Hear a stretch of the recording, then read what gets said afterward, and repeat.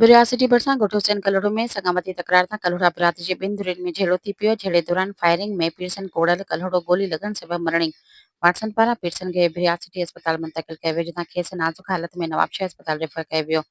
ज़ख़्मी पीरसन जे वाटसन जो औरतुनि ऐं ॿारनि सां गॾु दाली पुलिस चौकीअ जे गेट आॾो जवाबदारनि ऐं पुलिस जी ज़्यादतियुनि ख़िलाफ़ सख़्त एहतिजाज जो मुज़ाहिरो करे नारेबाज़ी कई। इन मौक़े ते एहतिजाज कंदड़ औरतुनि मसमात ईद ख़ातून, मसमात आयशा कलड़ो, मसमात नसीम कलड़ो, अब्दुल रज़ाक कलड़ो ऐं ॿियनि चयो त असांजी न्याणी आयशा जी शादी तसवर कलड़ो सां थियल आहे।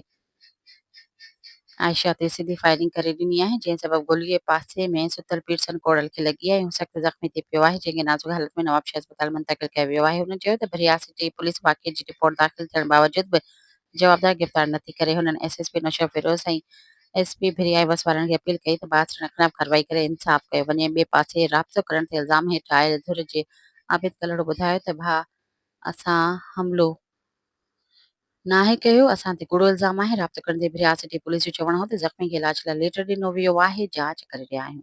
सब्सक्राइब कयो अवामी न्यूज़ HD खे ऐं ताज़ा तरीन ख़बरुनि लाइ ॾिसंदा रहो अवामी न्यूज़ HD।